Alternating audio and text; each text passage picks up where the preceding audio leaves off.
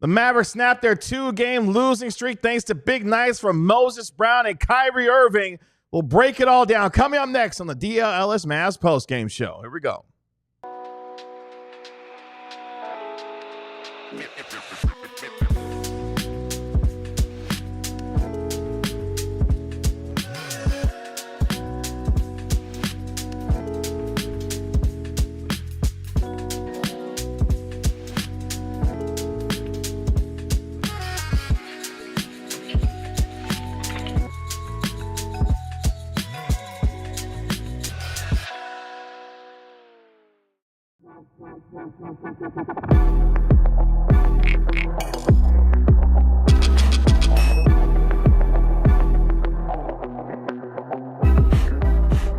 Hey, what's up, DLLS Mavs Nation? It's your man, Kevin Gray, alongside Mavericks analyst Bobby Carella. We are DLLS Mavs, your favorite guys, covering your favorite team every single game night. Appreciate you joining us here on our post-game show as the Mavericks get the 103-96 win at home over the Charlotte Hornets to snap their 2-game losing streak. The Mavericks have now won 6 of their last 7 games at the American Airlines Center thanks to big nights from Kyrie Irving and Moses Brown. Moses Brown with 20 points and 11 rebounds. Kyrie Irving with 25 points and 9 rebounds as the Mavericks get the win at home as they begin their 3-game homestand. We'll break it all down here for you over the course of the next hour. A little bit later on in our show, we'll be joined by our Mavericks beat writer Tim Cato reporting live from the American Airlines Center. As Bobby, we said before the game on our pregame show that tonight's game was a must-win for the Dallas Mavericks, and they were able to get that win. It didn't feel like it was going to be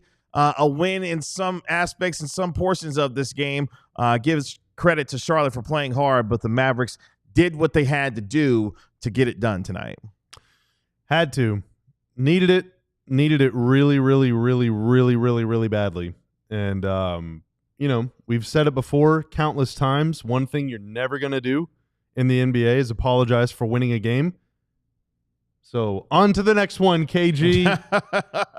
Yes, it is on to the next one. You did what you had to do if you're the Mavericks, who had 4 guys in double figures tonight. We mentioned Moses Brown with a big game with 20 points, 11 rebounds, 3 steals, and 2 blocks. Kyrie Irving, 25 points, 9 rebounds, 2 steals, 2 blocks, 5 assists. He was stuffing the stat sheet as well. Give credit to Klay Thompson. He had 18 points in this game. Dante Exum was really good tonight as well, with 12 points and 4 steals in this game as well. Mark Williams led the way for the Charlotte Hornets with 26 points and 16 rebounds, was a monster in the middle. Miles Bridges had 20 points in the losing effort for Charlotte. For the Mavericks, they improved to 32-28 on the season and now 19-11 so far through 30 games at the American Airlines Center.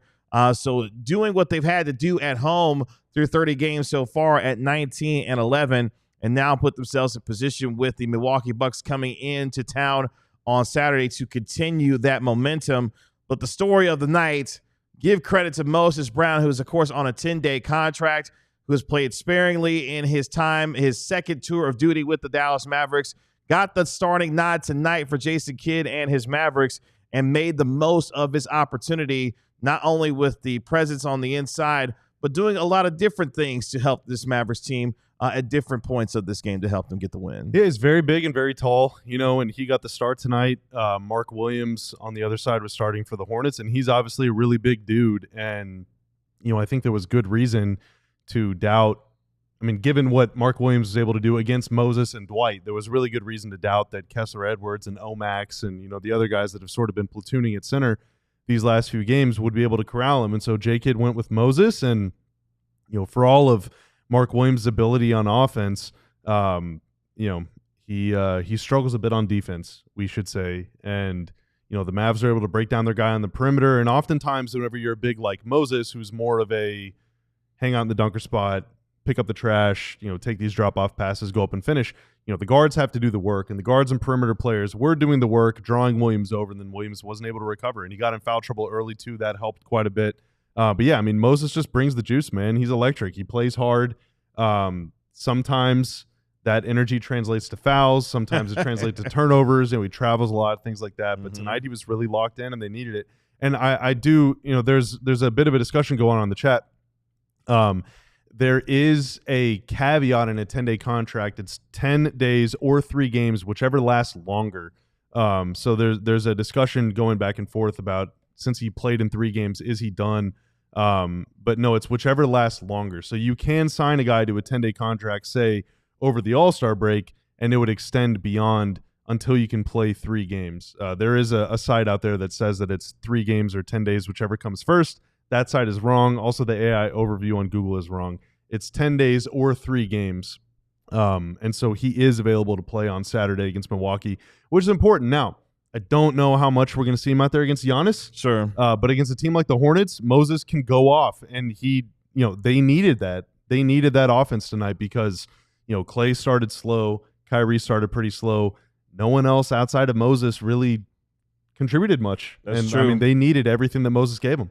I didn't think I would have a Moses Brown versus Mark Williams big man duel in the league this year, but that's exactly what we got in tonight's game between Moses Brown and Mark Williams, them going tit for tat in terms of their abilities to score on the inside and rebound the basketball. If you had that on your bingo card, congratulations, you are a winner, because I definitely did not have that in my NBA bingo card this year. Some of the numbers from this game, not a great shooting night from either one of these teams. It was a slog offensively for both teams throughout the course of this game. The Mavericks went 11 of 36 from downtown, just 30% from 3, 41% overall from the field, going 40 of 97. Meanwhile, the Charlotte Hornets just 7 of 27 from downtown at just a 26% clip.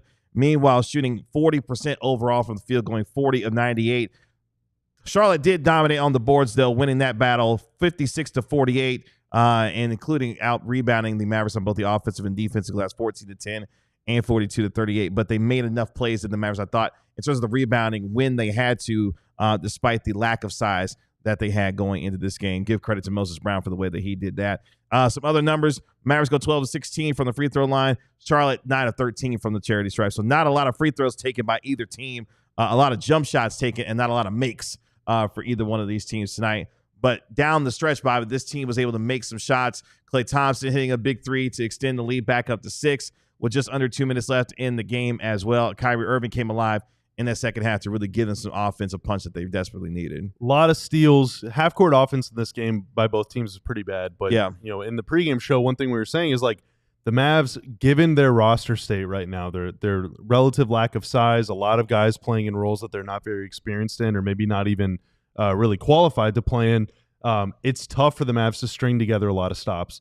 And so really the only way that they're going to be able to do that, because they struggle with rebounding, they struggle with defending near the rim, is by forcing turnovers. Tonight they had 12 steals. Mm-hmm. That's a lot for them. I should have looked this up before I started answering this question as soon as I thought about it. It is their most steals in a game, KG, since, I'm still scrolling back, since all the way back on January 14th. And before that, the last time they had more than that was December 1st. So the Mavs are not a team that force a lot of live ball turnovers. Tonight they did. 15 turnovers as a team at this juncture. For the Hornets, the Mavs turned those into 20 points. I mean, you do not win this game without that. No, Charlotte decided they wanted to give the ball away quite a bit tonight. Well, no LaMelo for them. I mean, that's true. Their guards tonight were Nick Smith, KJ Simpson, who I thought played a pretty good game, and then Damian Baugh.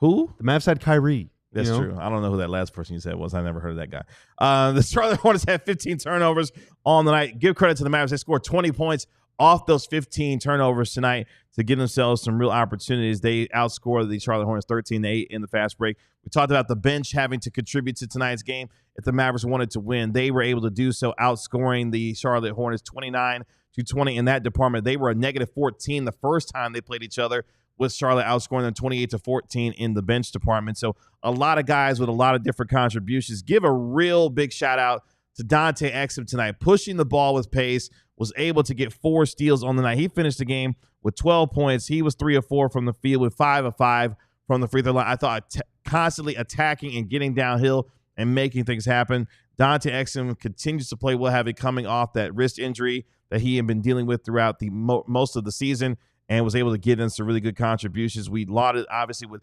Kyrie Irving and Moses Brown did, but I thought Dante Exum really gave them a big lift tonight to help them get this win as well. Yeah, and it's just a reminder of what a bummer it was that Dante got hurt in that game against the Lakers, because, What could have been? I don't know that potentially. Dante is going to outduel LeBron down the stretch, but like Sure. Dante has been steady, and J-Kid wanted him to start once everyone kind of came back and out of the break he was starting, and he was like, okay. I mean, he wasn't amazing or anything, but coming off the bench the last couple of games has been pretty good, and they need that. They need that polished kind of professional decorum, to steal an Austin Garuya word, because there are other guys off the bench, like Hardy got in the game pretty early and was not very good.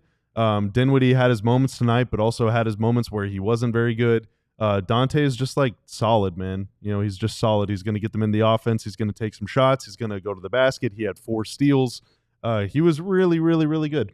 And they needed every bit of what he was able to provide. And as you mentioned, outside of those guys, I mean, the bench was not great tonight. Kessler Edwards, 1 of 4. Omax went 0 of 3.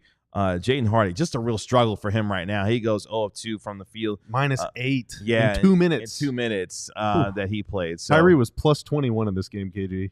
Think he's important? Just a little bit given everything that he has had to do. He's got, coming into tonight, had 35 points in 2 of his last 3 games, including the game against Los Angeles a couple of days ago. But again, this continues to underscore how important Kyrie Irving is. You saw the big third quarter that he had to really get things going. At one point, scoring 9 straight points for the Mavericks to give them a 3-point lead.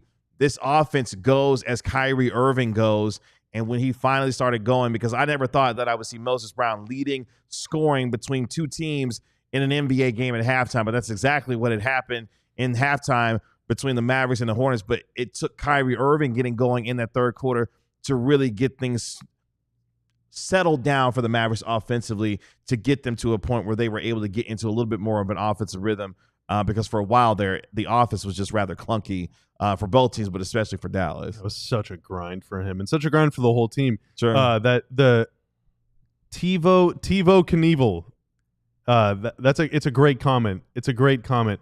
The Mavs are just zombies. They're dead, but they keep going. They just keep moving forward. Dude, I mean, like midway through the second quarter, KG, you were like, Kyrie doesn't look right. Like he doesn't look right. He didn't look right. It felt like to me, it just the whole team is limping. Like Dante was like playing well and then got hit in the face so hard that he had to leave the game the other night. Like every single player is going through some stuff right now. Yeah. But they find the resolve, they find the wherewithal, they muster every single thing, every single ounce of energy that they need in order to get the win. Yeah, I'm not gonna lie. That first half frustrated me. I feel like both teams, especially for the Mavericks, given the sense of urgency that they had to try to get this win tonight, I just feel like both teams were kind of just going through the motions. Like no team was really making shots. Both teams were turning the ball over. It just didn't feel like there was a lot of continuity between both teams in terms of their offense and the way they were trying to get after it. And the Mavericks were able to at least wake up enough to get a professional win that they needed to get, because otherwise, for a lot of this game, I didn't think either team really deserved to win the way that they were playing, especially getting after it on the offensive end. But one team did get it done, and that, of course, is your Dallas Mavericks. Let's get to a couple of the super chats before we take our first break here on the DLLS Mavs postgame show, both from well 32. Let's start with the $2 super chat. We have clarified in terms of the final game. It does get one more, thankfully, because they might need the fouls on Saturday. Right, on Saturday against the Milwaukee Bucks.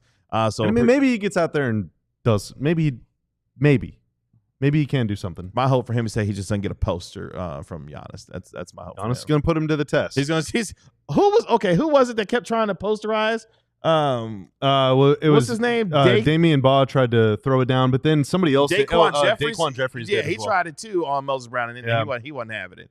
And then not today. No. And then 32 comes back in with the another $2 super chat. Appreciate you. Quote, Bob, you can speak to this. At least we aren't the Suns, LOL. It is a 124-116 final from Phoenix. The Suns lose to the Pelicans. Ooh. The Pelicans got up by as many as 18 points. Phoenix came all the way back and took a pretty commanding lead.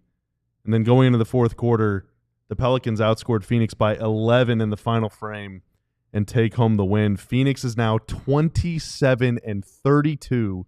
They are 4.5 games behind the Mavs.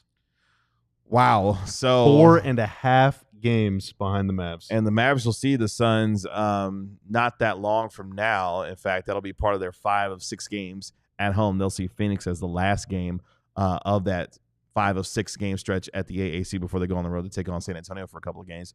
It's not about who you play; it's when you play them. And right now, you want Phoenix. Man, you want to play Phoenix right now. Phoenix is down really bad, and they just look. Dallas might have a chance to put them out of their misery, even with 20 some odd games to go, because right now it is just not looking good for Kevin Durant and company. Welcome to Dallas. Coming up next here on the DLLS Mavs post-game show, we'll be joined by Mavericks future Mav. That's right. We'll be joined by Mavericks beat writer Tim Cato live from the American Airlines Center to get his thoughts and perspective on this game and what the other guys from the Mavericks had to say from tonight's win. All that more coming up next on the DLLS Mavs post-game show. But first, let me talk to you about Shady Rays. If your future is bright, don't make – well, never mind. I know I was going to go with that. Get yourself a pair of Shady Rays. I'm good. I was going to do the whole future is bright thing, and then I messed it up. But your future is bright, even with your pair of Shady Rays for sure. Get ready for the season ahead with quality shades built to last. Our friends at Shady Rays have you covered with premium polarized shades that won't break the bank or me when they're trying to do this read. Shady Rays is an independent sunglasses company offering a world-class product rated 5 stars by over 300,000 people. Their shades have durable frames and crystal clear optics, making them the perfect choice for all of your outdoor adventures. Even hundreds of options to choose from, so you're bound to find the perfect pair to match your style. They probably have a style in your favorite team's colors as well. Exclusively for all of our listeners, including me, even after this read, Shady Rays is giving out their best deal of the season. Head to shadyrays.com and use code DLLS for 35% off polarized sunglasses. Try for yourself the shades rated 5 stars by over 300,000 people. Shout out to Shady Rays. KG, my phone was buzzing during your read, just your beautiful read. My attempted beautiful read. Because I was able to cash out on Sleeper. My $5 play of the night was a smashing success. Kyrie Irving, it took a little longer than I was hoping for, but he did get at least 25 points on the dot. Nick Smith scored 12 points. I needed him to score at least 10. And Mark Williams had a double-double, I think, like before the game even started. That's right. He had 10 points and 10 rebounds. It's very strange, but my $5 play, thanks to Sleeper's multiplier, where the more you pick, the more you can win, my $5 play had a 2.61 times multiplier, so I was able to cash out $13.05 in sweet, sweet profit. Queso's on me this weekend, boys. We're eating good with Sleeper. If you think you know ball and want to play along with me or make your own picks, download Sleeper today. Use promo code DLLS Mavs. Play $5 to get $55 in free plays. You can use them whenever you want. Check the terms and conditions. Download Sleeper today. Mavericks get it done 103-96 over the Charlotte Hornets at home to snap their 2-game losing streak. Now have won 6 of the last 7 games at the American Airlines Center, which is where we go now, where our Mavericks beat writer Tim Cato is joining us after the Mavericks get it done as they now begin their 3-game homestand 1-0 with their win over Charlotte, Tim, as a slog at times offensively for both teams, but give credit to Moses Brown with the big double-double tonight as he got the start for Dallas. We've talked about how Dallas needs every win it can get. It's looking more and more likely that Dallas is probably going to need fewer wins than they might have expected about a month ago just to get a play-in berth. The teams beneath them, between Phoenix's free fall and San Antonio losing Wemby, I think Dallas is fairly safe at for the play-in, but they don't want to be the team that's 10th, that has to win 2 games on the road to just get a chance to play the Oklahoma City Thunder. That's not setting yourself up for the stated goal of the season, which is to win a title. And so to make sure that you're not put in that position, and ideally you want to be in the 7th or the 8th seed so you can win a game, even if it's on the road, and avoid the Thunder entirely in the first round, you've got to win games. And Moses Brown came in tonight, and I don't think Dallas wins that game without him. They needed size. We saw what Mark Williams was doing on the offensive end. Even Moses Brown couldn't fully slow him down. But if you didn't have a real body down there, even against this very depleted Charlotte Hornets team, I don't know how this game goes. It might not be a situation where Kyrie could have dragged them out of it, because Kyrie didn't really get going until the second half. So this was, this is why they signed him. This is why they gave him a 10-day contract. He's got 1 game left. But I don't think Milwaukee is as ideal of a matchup. I'm sure when Dallas signed him, they had an idea that, this might be one of the games where it would make sense. And would you look at that? He was very good for Dallas. He was necessary for them to get this win. I thought Dwight in the Lakers game was pretty good. Tim in his return tonight, I thought he was pretty good too. I mean, 6 points, 6 boards, 3 assists. Had a couple nice court-tied screen seals for freeing up his teammates for buckets. Always does. Yeah, but he was on a minutes restriction. Granted, he did play 16 minutes. The stated minutes restriction is 10 to 12. If he is going to be on a restriction still, and you're going up against Giannis, like I feel like Moses might have to play on Saturday, or if PJ's back, maybe they can go small ball 5, but like I don't know how much optimism there is that PJ plays. Like, what is the plan moving forward? Not just like long term, but literally like 48 hours from now. Yeah, Jason Kidd was asked how he came to the decision to start him, and he basically said, they didn't have any other options. PJ as a small ball center is one thing, but so here's an interesting thing. According to Jason Kidd, and I am looking in the CBA right now, or I was right before I hopped on. Kessler Edwards only has 10 games remaining as a two-way contract in the NBA, which my understanding was it was 50 games, and he's at 30, which would be 20 games. But Jason Kidd said 10. So let me see if I can get to the bottom of that. But yeah, Jason I thought he could play the rest of the season.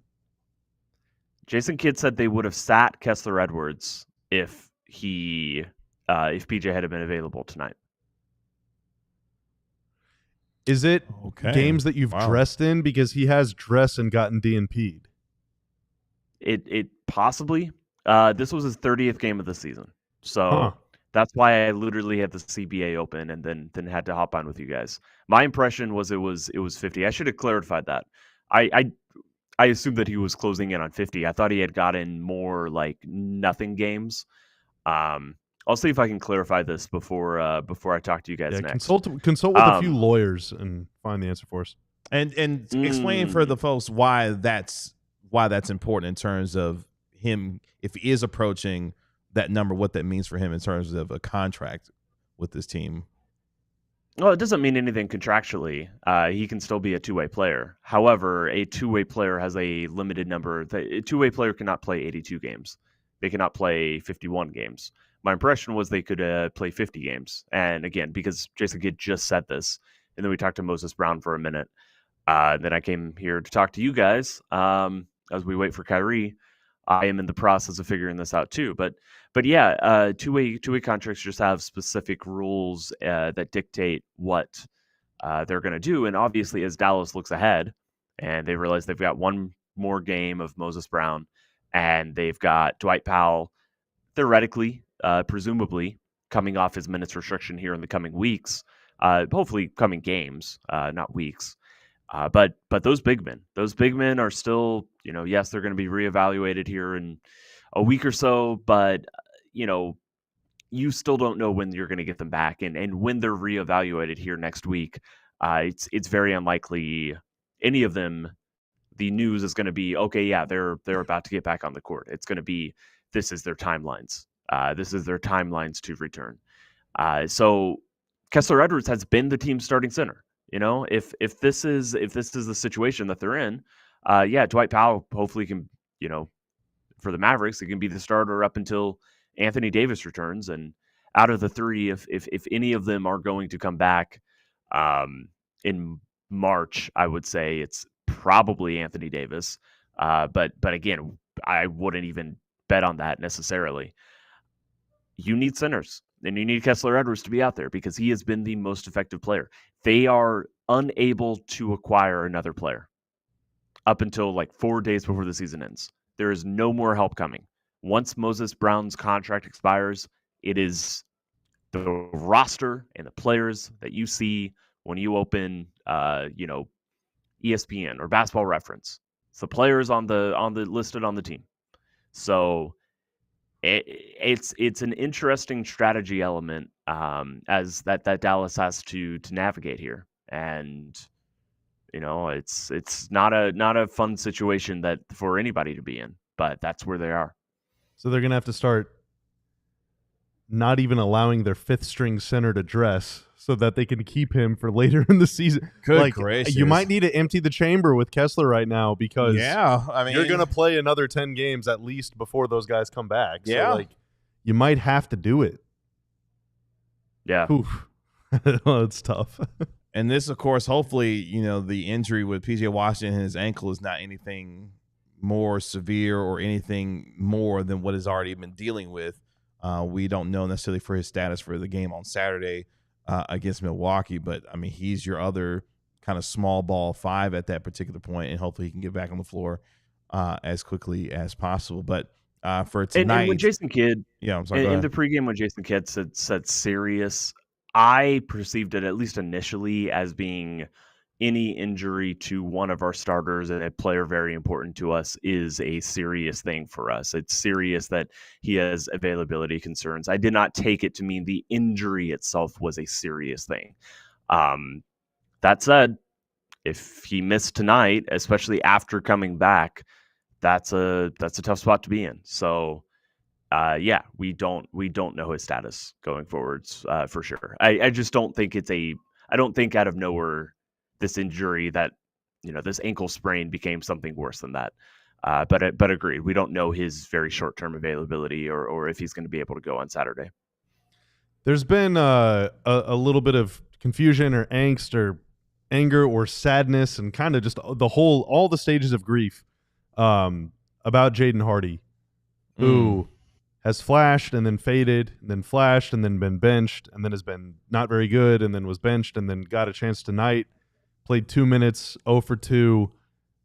The Mavs were a very bad -8, deservedly -8 in his minutes. It's like, okay, you're down all your bigs, but you're also not exactly the deepest team in the league at guard either right now. But Hardy can't crack the rotation. He can barely even get on the floor. Should Mavs fans expect him to be part of the rotation ever again? Is this? It feels to me, I'll frame it this way. It feels to me like there's been a Rubicon crossing moment. It feels like Jaden Hardy is not really part of this team. Yeah. I mean, he is a distant option for Jason Kidd at guard. And the play has warranted it. He has not played well at all. But we also know Jaden Hardy is a better player than what he's doing. How good of a player, we can debate that. What's his future in the NBA? All that can be debated. He is a better player than the player we've seen. I feel like those two things are connected. The fact that he is both very clearly not an option for Dallas, for Jason Kidd, a very distant guard option, and the play has thus been affected.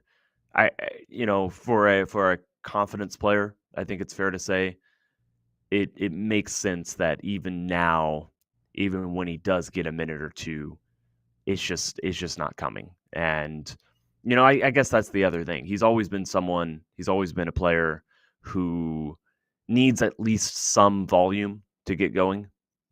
And if you're only coming into a game and playing 3 minutes, or if you're being asked not to take shots or only take certain types of shots, I don't know whether he's someone who can respond to that in a positive way. So he clearly hasn't, but I agree with you, Bobby. It doesn't feel like he's a part of the team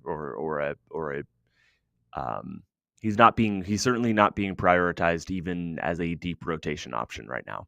And I do think it all ties together. Anything else for him, Tim, before we let you go? No, I keep scrolling the CBA to find the exact wording. I'll have it. I'll find the section here pretty soon. But yeah, okay. Very interesting. Very interesting. Yet another thing for Dallas to juggle. Among many things they've had to do throughout the course of the season. Fortunately, they was able to balance the act enough to get a win against the Charlotte Hornets tonight before they welcome in Giannis and the Bucks on Saturday. Tim, as always, we appreciate you hopping on with us here, and we look forward to talking to you over the weekend, my man. Thank you. Steph Curry is the greatest point guard in NBA history. Oh, my gosh. 9 years to the day hits 12 threes in a game again and had 56 points in the win over Orlando tonight. Just insane stuff. I was watching that on press row. He is a good player. Just good. It's not bad. He's very good. How about that? No, he's unbelievable. Yeah. I can't believe you're going to drop a nuke like that on your way out, because you're going to leave us to pick up the pieces. I mean, we can do it. We can do anything. I'll hop back on if we just want to do a Steph Curry segment. I don't think that'll go over well here on the Mavericks postgame show. Appreciate you, Tim. We'll talk to you later, man. Bye, Tim. That's our Mavericks beat writer, Tim Cato, reporting live from the American Airlines Center. Coming up next year on the DLLS Mavs postgame show, the turning point of this game is we look at a big fourth quarter and a big second half from Kyrie Irving and Moses Brown getting it done for the Dallas Mavericks to get the win over the Charlotte Hornets. All that and more coming up next year on the DLLS Mavs postgame show. First, let me talk to you about Saturday Neon, started by two college friends. Saturday Neon makes officially licensed collegiate logo LED neon signs, perfect for your home, office, dorm room, fan cave, or bar as well. You can check out their new Essentials collection featuring almost 50 of the biggest schools across the country and counting for only $75. You can check out their Texas A&M, Texas Tech, Oklahoma, and Oklahoma State signs as well. Hopefully they'll make some for Baylor when it comes to Tanner soon.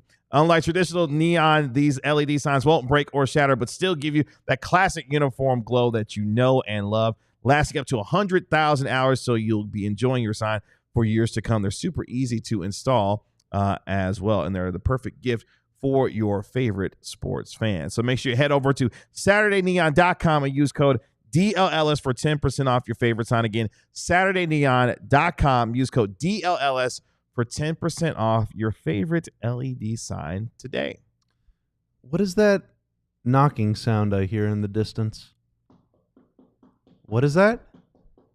What was that? That is the sound of the lightweight but durable and ferociously powerful and reliable Rugged Road cooler we have here on set. Rugged Road is dedicated to creating innovative and durable outdoor gear for adventurers like us who demand the very best. KG, it is starting to feel unbelievable outside. It is. It's about to be lake day. It's about to be park day. It's about to be road trip season. All right. And whenever you go on all these places, you need cold bevies and you need to keep your sandwiches cold. I'm a big sandwich guy. Those things need to stay cool, and they will in these lightweight, durable, versatile, and dependable Rugged Road coolers. So gear up for your next adventure with Rugged Road coolers. Reliable, durable, and built to be used, Rugged Road is your ultimate outdoor companion. Head to ruggedroadoutdoors.com and use code DLLS for 10% off. Did you really shorten beverages? I feel like that's a really common thing to do. Me and Tanner looked at each other like, hell no, that's not a common I did one. see Tanner Bevies? smiling. I even got a smile. Have you heard of out that one, Tanner? Bevies? I don't think so. Not that I know. I feel like you made that up. I did not make that up. I absolutely did not make that up. How many times have you used that in your life? Bevies? Yeah. Several. Chat. He's not the good barometer. I know. We can't ask Yeah, it. Chat, is bevies a common shortening of the word beverages? Let us know in the chat. So I'm in the CBA. We had diehard Sarah in the chat saying, Sarah, pointing out where it is listed in the CBA. This is Article 2, Section 11. oh my gosh. The rules re two-way contracts. Can I shorten regarding to re, or is that just unacceptable? First of all, Sarah, you're a sicko for one, for going and looking up the CBA and finding the article and the section. I've read the CBA before. We asked for a lawyer, and so she said, "Did you call?" She's helping us out. Yeah. Sarah, our resident lawyer here on the DLLS Mavs postgame show. Shout out to you, Sarah. Yeah. Now just guess how many subsections there are in the two-way contract. At it's least unbelievable. 20, probably 20. How many are there? There's a lot. Keep going. I'm gonna try and find the answer here. Oh wow, she's giving more. Yes, it is in Article 2, Section 11, B. What is that? B.I. I'm about to say B Part 2. Is that what's going on here? I think so. Oh yeah, B2I. We are at the point of this postgame show where we're looking up articles of the CBA, and our chat is doing it. Anyway. All right, here's the exact rule from the NBA collective bargaining agreement, effective July 1st, 2023. No player, thanks to diehard Sarah for pointing this out, No player under a two-way contract may be on the active list for more than 50 games. So it is not games you've appeared in. It is games you've been active in. So every DNP CD that you get still counts toward that list. If a player is signed to a two-way contract after the start of the regular season, the maximum number of games for which such player may be on the active list shall be 50, multiplied by some garbage denominator, which is regularly rounded to the nearest whole number provided. However, literally, I'm not making any of this up. Wow. Maybe on the active list be fewer than 1, in parentheses, 1. So, yeah. He's been on a two-way contract since training camp, which means he can be active for 50 games. So their math is probably correct. So he's got 10 games left on his two-way? To dress on his two-way? Yeah. Not including playoff games. If you're a two-way player, you cannot be in the playoffs no matter what. You cannot appear on the playoff roster. So 10 regular season games that he can dress out for. And like we said, it's probably going to be around at least 10 games before any of the bigs come back. So it's like you gotta use those now, probably. So we're about to be losing. It's based off of this. Moses Brown is about to get out the paint here in a couple of days. Yep. And Kessler Edwards may be here in a couple of weeks. Yeah. Now, like Tim said, if PJ were available tonight, then Kidd would have Edwards deactivated Edwards. Now that would have been cool because it cheats you a game. Yeah. I would say against, maybe they could do the same thing against Milwaukee, even if PJ's out, but you're going up against Giannis. You might need wings. Yeah. To guard Giannis and to guard Dame. So Kyle it doesn't Kuzma really make, too, yeah. even if Kessler is not going to be a 5 against the Bucks, you still might need him. Yeah. So I don't know if you can deactivate him. So that's going to count as a game. So the roster gymnastics that this team is going to have to do is getting pretty wild based off of who they can play, who's available for how many games left, and still trying to juggle the injury situation with their big men at this point. So, man, that is that's wild because, okay, with 22 games left, they played game number 60 tonight. They got 22 games left. How do you feel like based off of what we're going to be knowing coming here in the next a week from today, actually, March 6th, and what this could look like down the stretch for this team? Because they're not going to be able to sign anyone until the last few days of the regular season, and they're going to be most likely, if things play out the way that they are based on what we've just discussed, losing a couple of guys off of this roster here. Yeah, so they can sign a player to a 4-day contract, but they can't do that right now. Like, you can't sign Moses for 4 days. Yeah. Essentially, you can sign a player with 4 days left in the season. And whenever you do that, you would sign them to a full contract. So it wouldn't be a 2-way contract or a 10-day contract. It would be a full contract so that player could be on your playoff roster if you make the playoffs. But you can only do that and have that player be on your playoff team if they have been cut before it's either March 1st or March 31st. I don't know, Sarah, if you want to try and find that in the CBA, feel free. There's way too many key dates to remember. I think we need to get Sarah on the show at this point. I know, and frankly, I don't care, but I think it's by March 31st. They have to be cut. So there are some players that I believe will probably be bought out that could be available, but other teams would have the chance to sign them before the Mavs would. So anyway, in all likelihood, this is essentially your roster. Fast forward 10 games from now, you're not going to have Moses or Kessler Edwards anymore. So you hope that the bigs are back because right now, Moses and Kessler Edwards is your center rotation. So, that means putting Omax back in at as a part of your center rotation. Yeah, and I'm not trying to say this to spell doom for the franchise. Or anything, but the reality is every single game beyond March 6th that AD or Lively miss, Gafford is kind of the understood timetable is that he's going to be out until April at the earliest, right? But AD could return maybe, and with Lively, it's been about a month and a half since it was said that he's going to be out for 2 to 3 months. So in theory, Lively could be a few weeks away. But every game that those guys miss beyond March 6th is one less game of Kessler Edwards and one more game without Moses Brown. So, and there's only 22 games left. There's 22 games left with the regular season. Yeah. And for those who are wondering, Kyler Kelly, he was out tonight as part of his 2-way contract. Brandon Williams was not available as well due to his 2 ways. Yeah, and now Kyler Kelly, because he was signed deep within the regular season. Like Yeah. it's, almost halfway through the regular season-ish. He can actually not appear in every game. It's still like a proportion. But he hasn't been active for every game anyway. So, like, I don't think they really need to worry about that. Sure. But Luke says sign a better big than Kelly to a two-way. They can't sign any new players. They can't sign to two-ways, anybody. because even that two-way players make a very small amount, but that still counts against your apron enough to where it would prohibit them from signing a player to the 15-man. Yeah. And they only have 14 players on their 15-man roster right now. Which is why they strategically used their 10-day with Moses Brown when they did, because obviously they knew that Dwight Powell was going to be back, Yeah. Much sooner than later. So they were able to kind of, play the little gap game with having Moses Brown in there until Dwight Powell made his return, which he did against the Los Angeles Lakers. But, man, first of all, that just gives you an idea of how wild and crazy it is to try to understand the CBA. And that's just the two-way stuff. Like, imagine all the other stuff in the CBA that the team's got to, continue. Yeah, now normally this kind of stuff doesn't matter. It does to yes. the players on the two-way deals. And Sure. obviously team GMs and scouts are paying attention to all this stuff very carefully because it does matter. But, like, it doesn't matter for the fans normally. Like, normally we're not staying up losing sleep over a 4-day contract or, like, the two-way's 50th game. Like, we don't ever have to think about this sort of thing.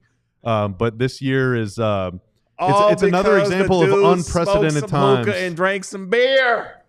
Oh my gosh! Yeah, I did see a comment earlier that said, "Does Jaden Hardy smoke hookahs?"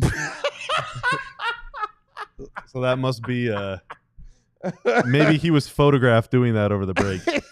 Nico was in the gym tonight. He was in the gym tonight. He was in the gym, and he's been at the games. Very likely that he's been in the bunker suite, which is just off the court in that mid-court tunnel. That's where he's been hanging out during Mavs games. There's TVs in there, and it's easy for the owners and the people to get in and out of. But yeah, Nico is at the home games too. Wow. I didn't think we was going to go down a CBA rabbit hole. I blame you, Sarah, for all of this. Article section 2000. Just proves before the season, remember, I went on this rant saying you shouldn't need a law degree to follow the NBA. Thank God someone does. We actually have Thank somebody. God someone in chat does. Sarah, there's literally a CBA lawyer on their staff. Yeah. And it ain't me. Right. He's on our staff. They can't take him. Yeah. Like, we literally have him on our staff. So, yeah, they can't. I can control F. Article 11, right, Section you can do the 1B. search stuff. Yeah, very well. You can do that very, very well. Thank you, Sarah, for allowing us to have our CBA school on the night when it comes to the Dallas Mavericks as they find a way to get a win. Again, I did not think we was going to go down that route, but here we are. That's because Moses Brown did his thing tonight and was able to have a really nice game, part of a big second half, especially for Kyrie Irving as well. You look at that fourth quarter real quick. Mavericks went on an 11-4 run to take a 94-87 lead. This is after the Hornets had went on a 10-1 run to tie it up at 83 after back-to-back threes from Miles Bridges, and it was a game again. It was like, oh, gosh, okay, here we go. But give credit to the Dallas Mavericks. Kyrie Irving's and one with 4 minutes left pushed the lead back up to 7. Klay Thompson was able to knock down a 3. That came with 1:48 left to push the lead back up to 6 at 97-91. Moses Brown punctuated the night to put him up 10 with a dunk of his own. But the game started to pick up in the second half, particularly in the fourth quarter, because for a while there, I didn't think both teams were going to break 100. But Kyrie Irving, big tonight once again to push that 11-4 run, giving the Mavericks a lead that they would not necessarily relinquish to win tonight's game. That's what he does. Yeah. Man, and good for Moses Brown, too. Yeah. Good for Moses Brown. He is not going to get another contract with the Mavs, but there are a lot of teams with a lot of injuries. Mm-hmm. And if you're in his situation, he's been with the Thunder, he's been with the Mavs. Earlier this season, he was with the Pacers. Mm-hmm. Teams know you. They're familiar with you. You put up a stat line like tonight and put some stuff on tape like tonight, very good chance that he'll get another deal with someone else, whether it's a 10-day or a 2-way or something.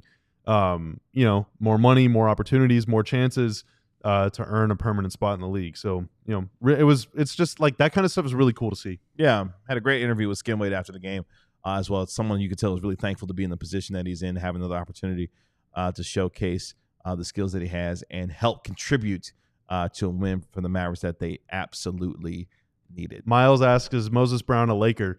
Don't put that evil on me. Don't speak that into existence. Luka doesn't need more help. LeBron doesn't need more help. And by the way, that the Lakers are crushing the Timberwolves tonight. I don't. That's good for the Mavs. It is. I don't think they necessarily need Moses Brown. Yeah. Oh, they're only up 11 at the half. Oh, because they were up like 25. Yeah, so they were like up by at least 19 or 20 when I last checked. So who knows? Moses Brown might be on his way to Los Angeles after Saturday's game. Let's take our final break here on the DLLS Mavs post-game show.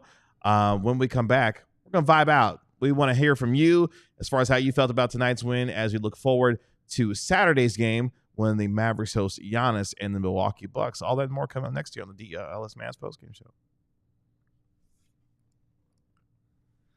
But first, shout out to Tremaine, shout out to Hank, and shout out to Houston. They all signed up to become diehards in the last 24 hours. I can't really do math. Maybe 30 hours. I don't know. Or so. Over the last day or so. Yeah, no. So shout out to each of them. A diehard is a member of our community here at DLLS Sports, like Sarah, who just explained the CBA to us over the internet. Shout out to you, Sarah. The legendary diehard, Sarah. Our community is growing every day, man. It's been awesome to see. There's been so many people that have joined in February.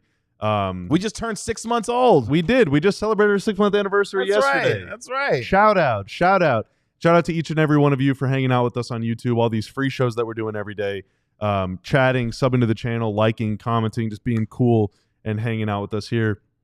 If you would like to financially support what we're doing, if you scan the QR code right there.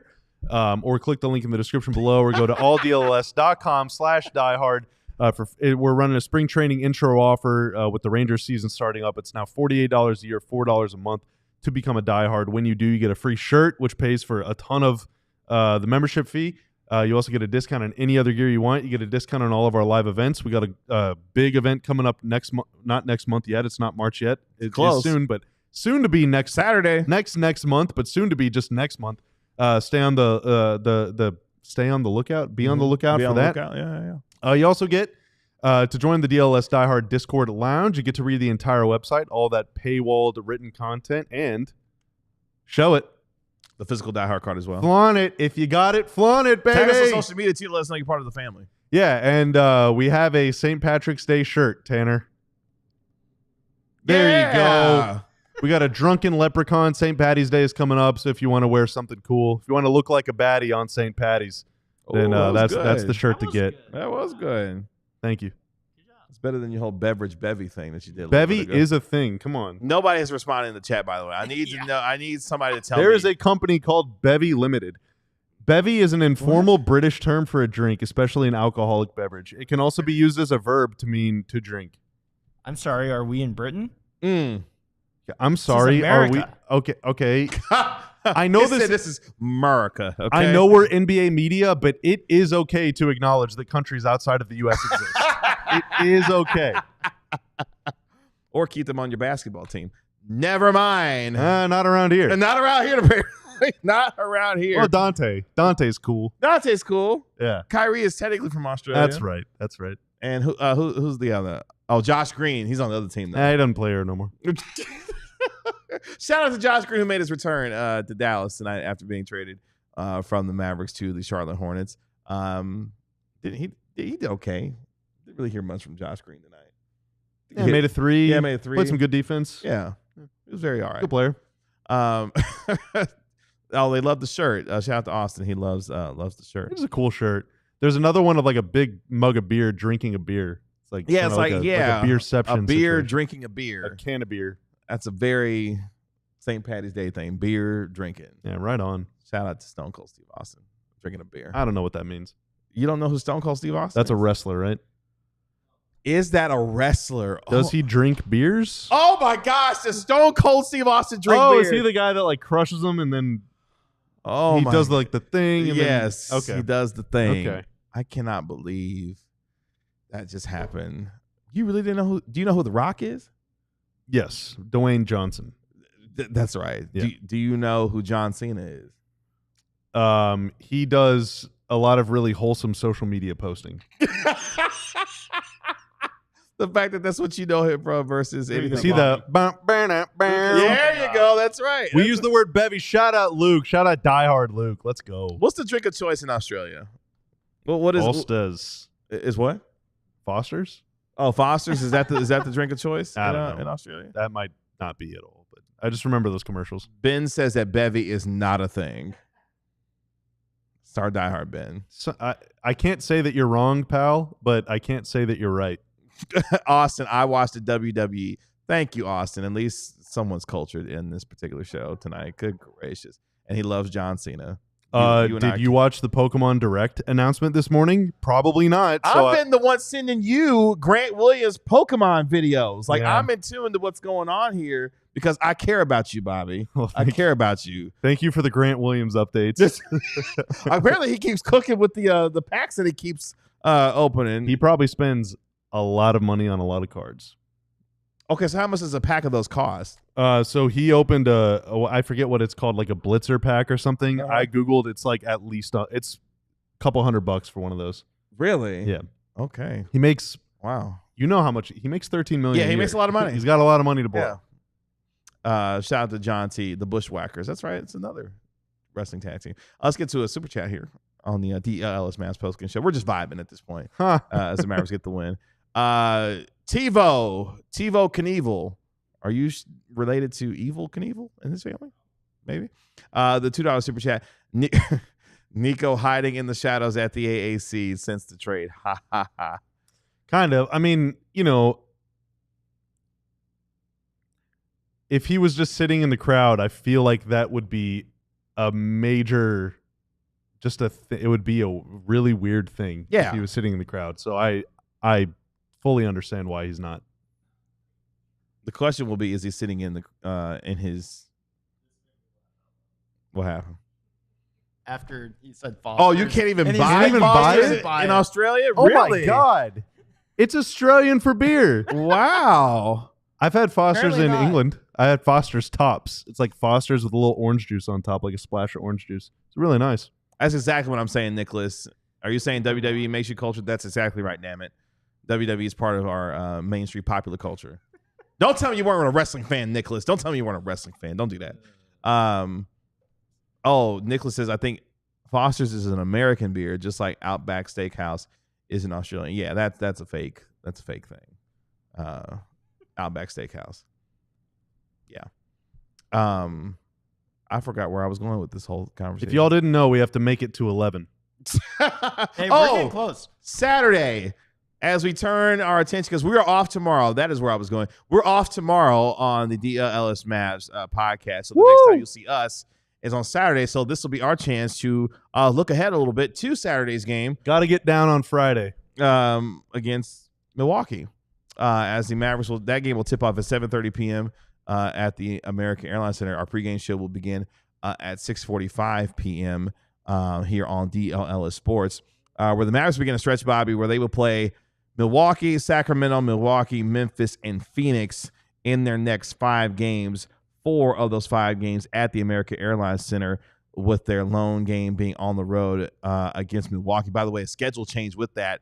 That game is originally going to be tipping off on March 5th at 8:30 p.m. and airing on ESPN. That game has been scheduled to change to 7 p.m. No complaints. On Wednesday, March the 5th. Love it. That's just a scheduling change and a programming note there. But this is a crucial 5-game stretch for this team. We mentioned how Phoenix is continuing to struggle right now, losing tonight to the New Orleans Pelicans. But these next 5 games are going to be difficult, especially given the circumstances that they're dealing with, but also the quality of opponent that they're going to be dealing with as well. Yeah, now I'm not going into this with a defeatist attitude or anything, so please just trust me here. But if of the next 5 games, the only ones the Mavs win are against the Kings and the Suns, Those are the more I'm opponents. happy. Yeah. That's great. Yeah. You know, this is, again, follow me. I think it is almost better, if not outright better, to go 2-3 and win those 2 than it is to go 3-2 and lose those 2. For sure. Like, those head-to-heads matter so much because the Mavs are down 2-1 in the season series to Phoenix. So Phoenix wins that game. Phoenix clinches the season head-to-head. which means if they finish with the same record, Phoenix gets the tiebreaker. Mm-hmm. You don't want that. The Mavs are down, I believe, 2-0 to the Kings. To Sacramento. Which is not great. Do they only play this last time, or do they play 2 more times? This will be the... Is it the last one? I think it is. This will be the final time that they play them, yes. Oh, boy, yeah. So you're already losing the tiebreaker there, which sucks really bad. DeMar DeRozan, you're on my list, buddy. But right now, the Mavs and the Kings have the same number of losses. So, if you win that game, your odds of finishing tied are much lower. If you lose that game, your odds of finishing tied or worse are much higher. So these head-to-head games matter so much, and the Mavs have another one with the Wolves. The Mavs have 2 with the Spurs, who are kind of falling out, but who knows, they could regain their footing. And they got 2 more with the Clippers right at the end of the year. So all these head-to-heads, these are like the circle the date on your calendar kind of games. And they'll need to get as many of those as they can. The Mavericks will not be practicing tomorrow and not have media availability, so the next time we will hear from the Mavericks will be on Saturday when they get ready to play the Milwaukee Bucks. But it just underscores the importance of having to get as many games as you can, especially, the date that we've all circled on our calendar is March the 6th. We will know, especially after these games are played, and then what happens on March 6th, what we could think this rest of the season could look like, because if there is any chance that any of the 3 bigs can return, that really gives you a different outlook on how the season can finish up in the final 22 games, or what will be, 17 games by that particular, or what would be, 17, 18 games. Boy, math. Math is hard, and it's late. I'm ready to go to sleep. Regardless, this team needs to get as many wins as they can before that March 6th date to give them a much better outlook on what the season could look like down the stretch, because you falter here, things get a little bit more tenuous down the stretch for the rest of the season. Yeah, and right now, they're a half game behind Golden State, but it appears right now in this moment that the Warriors might just never lose again. Maybe they're just going to go undefeated the rest of the season. The reason that's important is because there is a 4-game gap right now between 6th and 5th.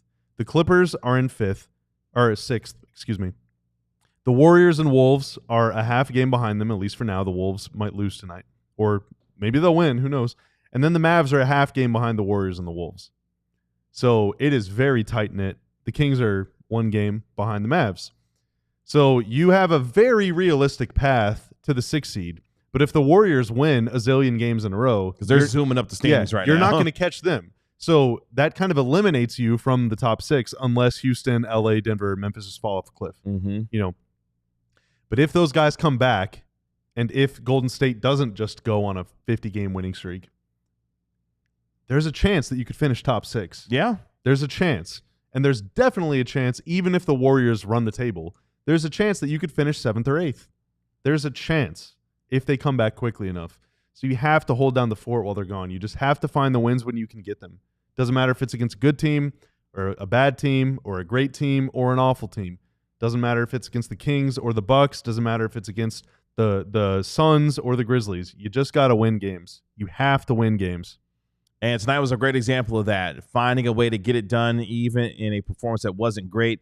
You got big performances from Kyrie Irving and Moses Brown to be able to help you get that win and continue some positive momentum now going into the weekend. You snap a 2-game losing streak as well. And as we mentioned earlier, you're now 19-11 at the American Airlines Center. And knowing that you got 4 of your next 5 games at home, home has been good to you so far if you're the Mavericks this year.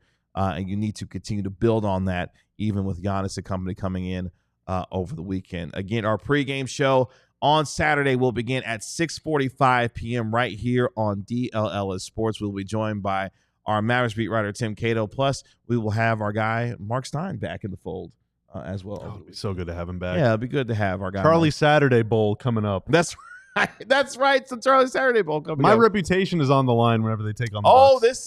Because you was bad-mouthing the Bucks to start off the season. I said they're going to win probably 45 or 50 games and that I don't think they're very good. That's what I said. Can they prove me wrong? We'll see.